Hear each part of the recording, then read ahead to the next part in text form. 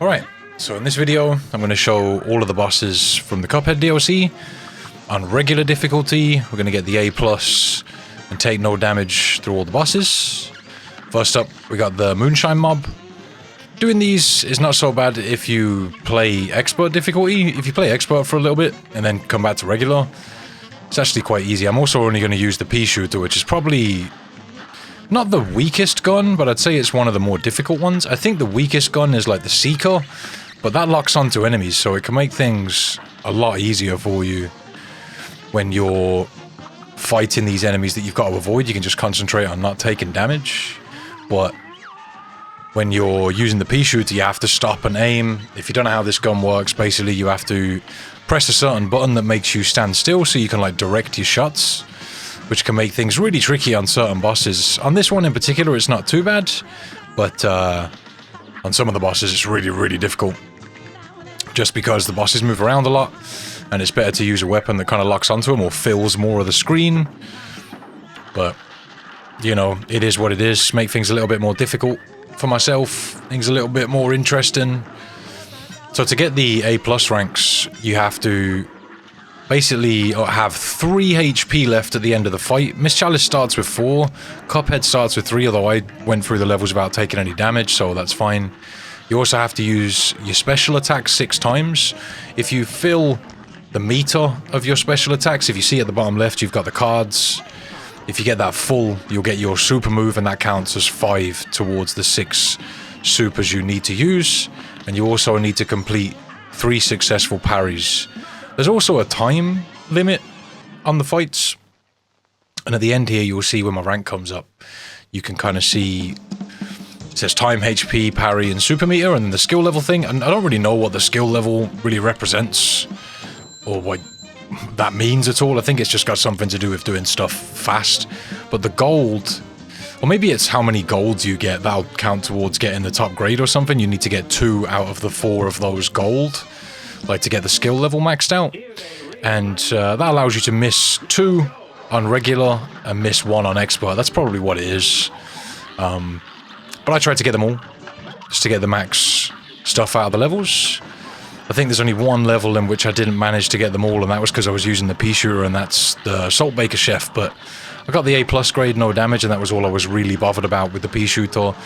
Getting the time down on that boss is actually really easy if you use a better weapon, but with the Peashooter it makes things really, really tough. But I'll explain that a bit more when we get to it. So on to Esther Winchester. Again, these bosses just fill the screen with stuff that can destroy you so fast. And when I was doing this on regular, I did think it was pretty difficult until I moved on to expert. Now if I come back to these, they're really not that tough at all, just because expert is so much more difficult. But I'll have a similar video like this coming out for expert real soon.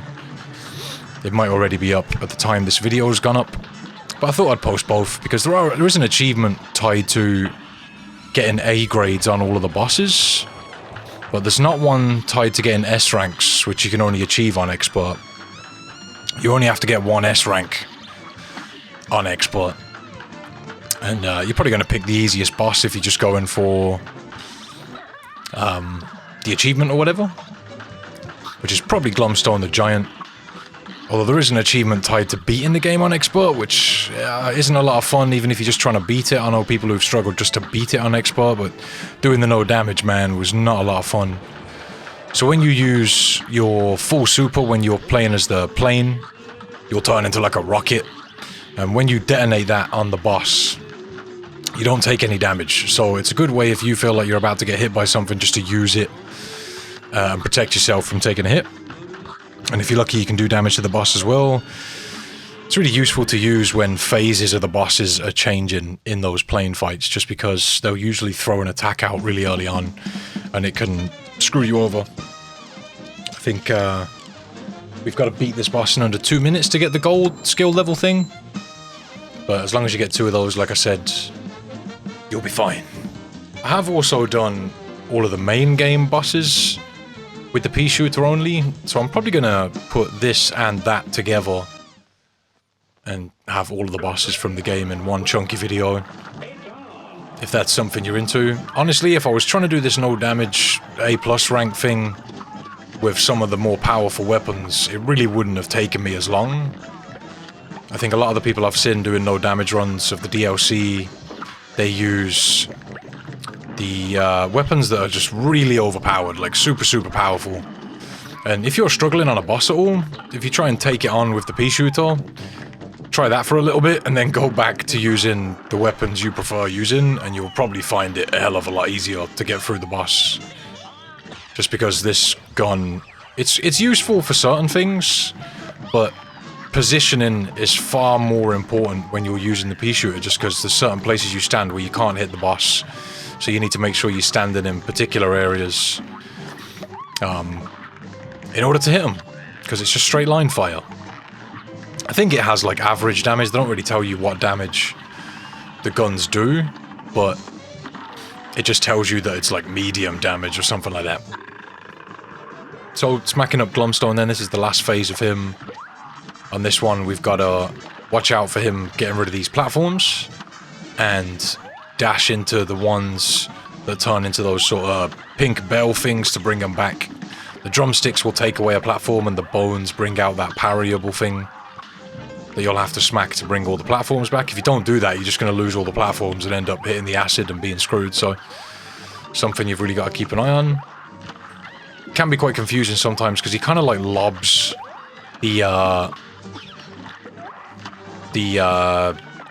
what's the word I'm looking for? The projectiles. Projectiles is the word I was looking for. He lobs those out, and it can be kind of hard sometimes to tell what platform they're heading for. Most of the time it's easy to see, but sometimes it can throw you off a little bit and make you miss a dodge or a dash or something like that.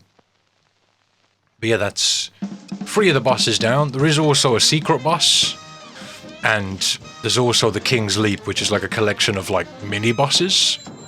And I'll also show that as well. You don't get graded on the secret boss, so you just kind of need to beat it. I did do it no damage, but you don't have to do any of this parry super meter stuff. You can just beat it, but I wanted to do it no damage with the Peashooter, and again, that's a tough one to do with the Peashooter, man. It's not an easy one. But nothing really matters in regards to like a grade. But just to make sure I had all the bosses in there, I just wanted to go ahead and do it, do you know what I mean? So, Howlin Aces, Dog-Gone Dogfight. I do like this fight. It's a pretty fun one. You gotta look out for the tennis balls though, especially when using the Peashooter, because you've kind of got to, like I said, stand still a lot of the time. You kind of get used to that, and it's easy to get hit by these tennis balls as they're coming out. One mechanic that Miss Chalice has that I didn't really make use of a lot in a lot of these fights was the invincible roll. It's a really overpowered mechanic that she has where you can just sort of like roll away from anything, and while you're doing the roll you don't take any damage. So in this game you have different weapons you can use, like I mentioned, and you also have charms. Charms give you different effects. So you can have stuff that gives you like an extra HP, or stuff that might affect your damage and stuff like that. And there is one of those charms that's called, I think it's Invisible Dash or something like that, or it might be called Smoke Bomb. I think it's Smoke Bomb. And when you're playing as Cuphead, that charm makes it so that when you dash, you're invincible, basically. You can't get hit with your dash. But the problem is that takes up a charm slot, and playing as Miss Chalice means you have to use the Astral Cookie, because the whole point of the DLC is that Miss Chalice is a ghost, and when Cuphead or Mugman take a bite of the cookie, they swap forms with Miss Chalice, and she gets to become real, and they become a ghost, or whatever, and that's kind of the whole point of the DLC. They're trying to find a way to make it permanent, kind of thing. But if you're playing as Miss Chalice, you have to use the charm slot with the cookie, so you can't use any other charm. But she has like a good few effects that are really useful. She has the double jump, which is the only character that has that. She has parry dash, which basically means that when she dashes, that's her parry. She doesn't do the jump parry that Mugman and Cuphead do. And also, she has that invincible roll, so it's a good few mechanics you get out of one charm. Plus she gets an extra HP, so it's just really useful to play as her. I feel like she's probably the best character in the game now. But as this is the DLC that's based around her, I thought I'd do all these bosses as her. Definitely make things a little bit easier on some of the fights. It can throw you off with the parries a little bit because the mechanic is different and you do have to adjust. But one thing that's helped me out a lot in getting better at this game was rebinding a bunch of the controls, because this game is definitely better played on controller. Most platformers are, you know, you can play it on keyboard and mouse, but it's definitely a lot harder on keyboard and mouse. But I've rebound a bunch of stuff to kind of better places that make things a lot easier to do. Like, one thing that's a bit of a nightmare with this game is jumping and shooting at the same time, because you've got the jump button on, I think, A, and the shoot button is X. So you can press them both at the same time, but because, you know, pressing two buttons at the same time can be a little bit tricky, especially when you've got to do stuff really quickly. I just rebound jump to my left trigger, and that basically means that I can just hold shoot throughout the whole fight while jumping about and not having to worry about pressing extra buttons, because they're two completely separate things. And I also put my dash on right trigger, and that way I can dash as well quite easily. It takes a little bit of getting used to, but if you can play claw, then using the lock-on and the shooting mechanic and dashing and whatever can be a bit easier for you. It's a little bit tricky to get used to. If you don't know what claw is, it's basically when you use your middle finger to press the trigger and your index finger to press like the shoulder button. It can be a little bit, I mean, that's not really the full way of playing claw, but it's part of it, and it does help a lot when it comes to rebinding stuff on this game. And I also put my supers on Y. I think usually the supers are on the right trigger or something, but I have them on Y.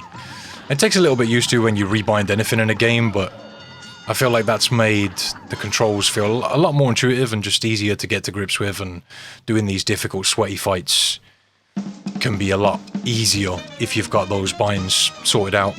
I don't really know what speedrunners use for their binds, but I'm guessing they do rebind stuff, because it definitely pays to be able to jump and shoot at the same time. I think that's the main thing that gave me a lot of trouble with this game initially. But yeah, I would not play this game on mouse and keyboard. No fact. I mean, I'm pretty sure it'd just be keyboard. I don't know why you would use mouse. So this is the secret boss then, and the gimmick with this fight is that you've got the devil, or the demon, and the angel, and the demon will always be on the side that you're facing. So if you when I turn around here, you'll notice that they switch. The demon will always be on the side that you're facing, and this beam that's going across the screen will only hurt you if you're facing it. If you're not facing it, then it will just turn into sort of like a beam of light and it will just pass through you. But if you're facing it, it will be like a beam of fire, and that'll do damage to you. It's also the same with the fireballs they're spitting out. The only ones that'll do damage are the ones coming from the demon. So you can sort of abuse that a little bit, and just, when he's going to hit you with a fireball, turn away and it will turn into like an invisible ball, and it'll be like one of the angel ones and it won't hit you. Using the invisible dash here to get around the little lightning cloud you can see in the middle of the stage. I think at this point I'd sort of familiarise myself with it a lot better. And that's also another thing about rebinding the dash to the trigger. I feel like it makes doing the invincible rolls a lot easier, because you've got to kind of press down and dash to do the invincible roll, and it does make things so much easier. And I didn't really get better with the invincible dash until I'd done until I'd done expert mode. Then I became much better at it. Much easier. But yeah, pretty tough to get all this stuff done. That was a difficult fight with the Peashooter. Usually I think people would use the crack shot for that one, because that's a weapon that just locks on to enemies. But that one with the Peashooter was definitely a bit of a struggle, because you've kind of got to get under the demon. So this is the King's Leap, and there's I think 5 levels to this, 4 or 5 levels. And you don't shoot on any of these levels. All you really do is parry. You can't use your guns. With the pawns here, you've just got to parry them as they're jumping down and avoid the ones that don't have heads. And once you've parried them all, that'll be your knockout. Alright, so there's 5 of these levels. You unlock them separately, but then there's also like a gauntlet where you have to beat them one after the other. But that's kind of like another bonus stage. I just wanted to include these. I don't really think these fights are that difficult. They're pretty doable. So with this guy, the knight, we have to basically move close to him. That's why you can sort of see me moving backwards and forward. You have to move closer to him, and then he'll go for an attack. And I think he has 4 different attacks. He has that one where he sort of dashes across the screen, and you have to wait for him to be on the other side of the screen, and he kind of falls to the floor exhausted for a second. and then you can get a melee on him. He has that one where he swings across at you, and then you can hit him twice when he goes down sort of exhausted. You can probably squeeze out 3 parries there, but I don't like to go for it. We have to parry him a total of 20 times. He has that one where he sort of sticks his sword into the air, and you've got a split second just as he brings his sword down to hit him with that one. There's no difficulty level with these fights. They're literally only regular. Well, they are kind of like a bonus boss. I wouldn't really call them full bosses, but, you know, doesn't hurt to do it. Right, so the Bishop, this is probably the most difficult one out of the boss fights to do no damage. So the gimmick with this one is we need to parry him when we've extinguished all the candles, and to extinguish the candles we just need to like walk into them. And these little smoke ball things that he's setting out can be really difficult to deal with because they kind of come out, sit there for a second, and then they lock on to wherever you are. So you have to be really careful that you're avoiding those. And he changes his pattern when he goes around the screen, and each time you slap him, he'll light the candles back up or disappear and then come back in another phase. You have to do this a bunch of times to get him killed, but basically, yeah, take out all the candles, then slap him, and then he'll light some more candles. Keep doing that until he's done. But this one can be really difficult to do no damage. It's not difficult on its own, to be honest, but no damage, it's a bit of a annoying one. So for these couple of phases, we have to take his candles out 3 times, and then the last one we have to do once, but all of the candles are lit. Like I said, he changes his pattern up a little bit. Each one gets progressively more difficult. Let's smack up them candles, and then there we go. Knockout. Alright, so I think the Rook is next. There's 5 of these levels, that's 3 down. And the Rook, if you're American. If you're English, you might call him the Castle. I don't know, is that just a chess thing, or is it an American English thing? I don't know. Surprisingly, I do know how to play chess, but I'm just shit at it. So, the strategy here is to hit the heads back at the Rook, and you need to hit him. And what I like to do is sort of stay on the far left side, hit the head, and then continuously keep parrying stuff just until I hit him. That allows you to kind of like get closer to the heads, and you can hit them back a lot sooner. Which makes this fight a lot easier. This fight can be a little bit difficult if you're trying to stay back.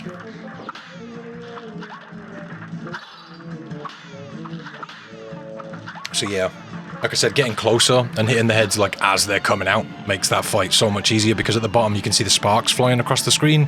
They're not there when you first start, but as you start hitting him, he starts sending out more sparks, which can make things really hard. So, next up we've got the Queen. We need to hit her a total of 8 times with cannonballs, and you can see the cannons on the bottom of the screen, and they kind of move position, so you've got to hit them at the right time so that they hit the Queen. She also sends out these big block of chess pieces, and you have to parry those out of the way, and she also sends out these Fabergé eggs or something like that. Or the King's balls, whatever, like, I don't know. The Queen's obviously spoiled. So, 8 times we've got to hit her. I'm going to smack those chess pieces out of the way. And again, it's pretty difficult to get the cannons lined up to actually hit her. Queen just flying vajazzled testicles at us. I don't appreciate it, to be honest. It's kind of just hurting my pride. Alright, one more.